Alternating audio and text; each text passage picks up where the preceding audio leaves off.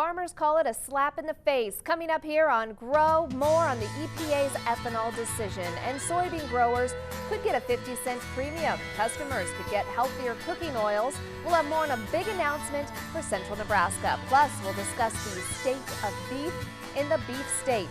Get ready to grow.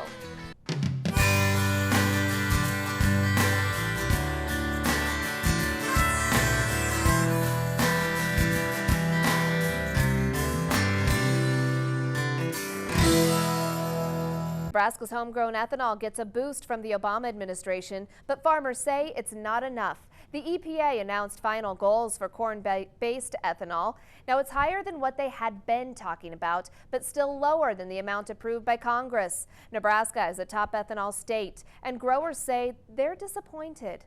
We really need to talk to those consumers and create that demand so that we can have a voice in Congress that comes from other people than just farmers. There is no subsidies going to the ethanol industry anymore. Those went away years ago, so I don't really see how you can call it corporate welfare. I mean, it's just, it was set to get the foot in the door for ethanol, and I think it's proven itself.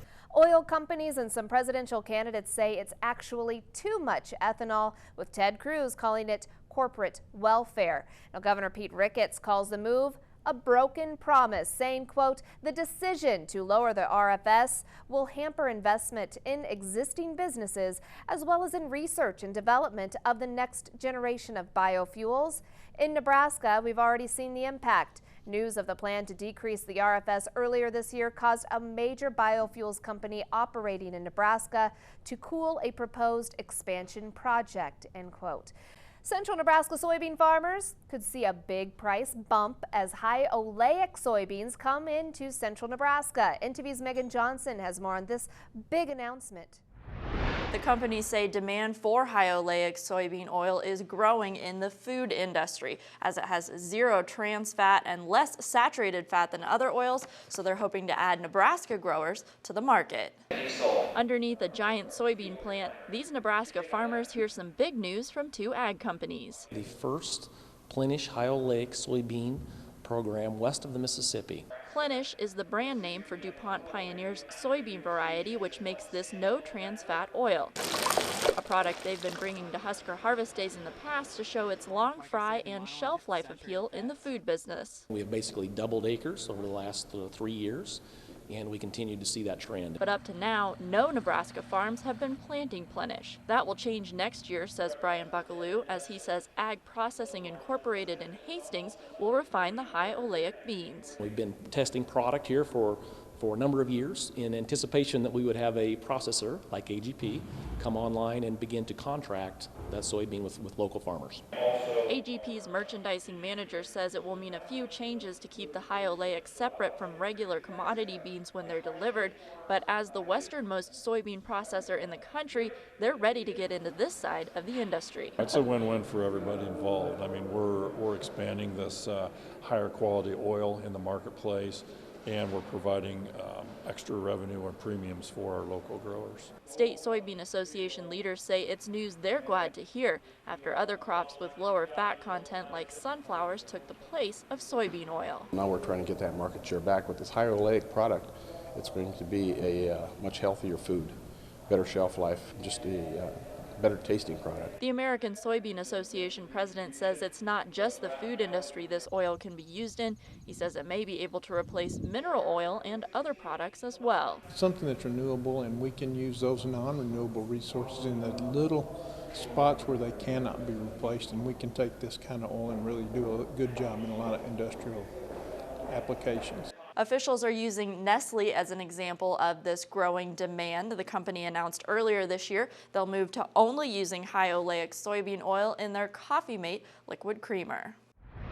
Pioneer will pay farmers a 40 to 50 cent premium to grow those beans, a still much needed boost. Now, the nation's net farm income, though, still the lowest since 2002. Demand for agriculture loans is surging as farmers struggle to make ends meet. A recent report from the USDA says farm debt is forecast to increase 6.3% this year. Net income plummeted a staggering 55% since 2013. Kansas Banker says today's grain prices will bring in enough to pay for basic operating costs, but not enough for farmers to make payments on equipment loans or even pay themselves.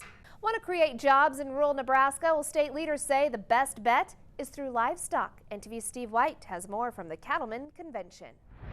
Many in agriculture say there's opportunity to help grow rural economies through expanding livestock.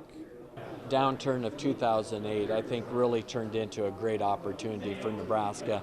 The nation's Great Recession showed Nebraska's strength was on the farm. State Ag Director Greg Ibaugh says local leaders are embracing livestock to grow the economy. Our beef industry is strong.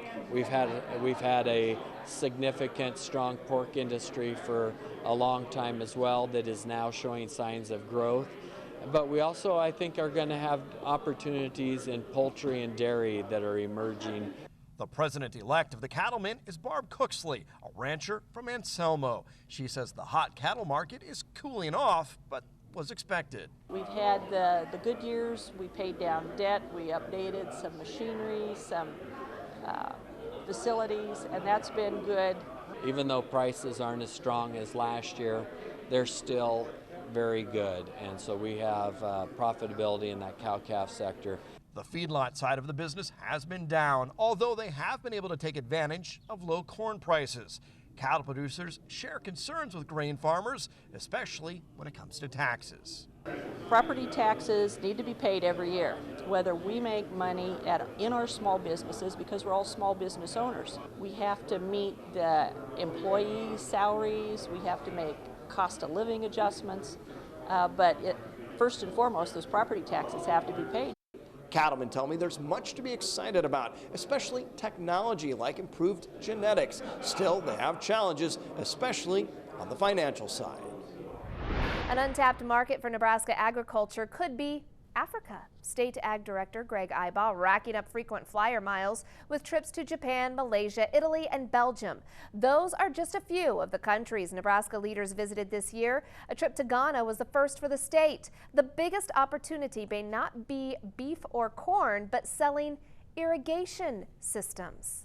Yes, definitely on the irrigation technology side of things, and Nebraska has the leading companies in the world located right here. The University of Nebraska has the Water for Food Institute, so that's a great pairing. Ibaugh says Africa lacks a middle class that can afford beef and pork, but helping them irrigate more efficiently could be a growth market.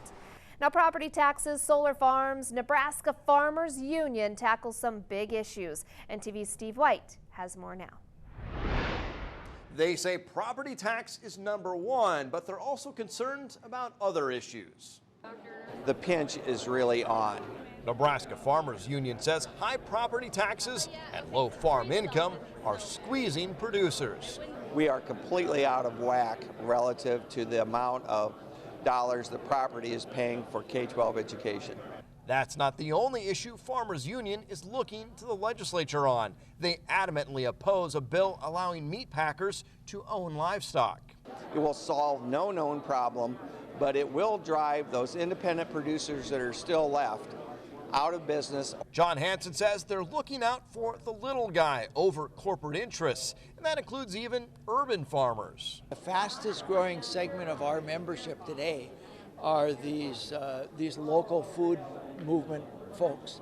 Farmers markets and co-ops selling produce show the diversity in agriculture, something Farmers Union embraces. If there is a knock on what's happened to traditional agriculture over the last several decades, we kind of lost sight of some of that and just went in for all-out production, paying a little less attention to what the ultimate consumer wanted. So while they agree with other farm groups on property taxes, Farmers Union stands out for sounding alarm on climate change and pushing for solar and wind farms, saying it's a new vision built on old values as a general farm organization.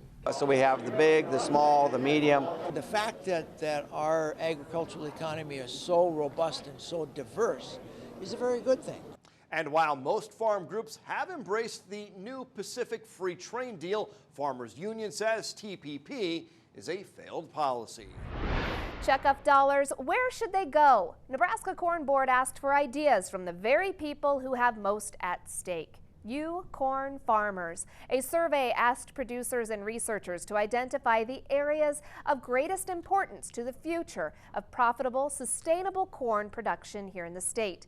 With the results, the Corn Board issued requests for research proposals related to the areas of sustained economic viability, production, improved input efficiency, minimizing threats from pest and disease, and improved water quality and soil health.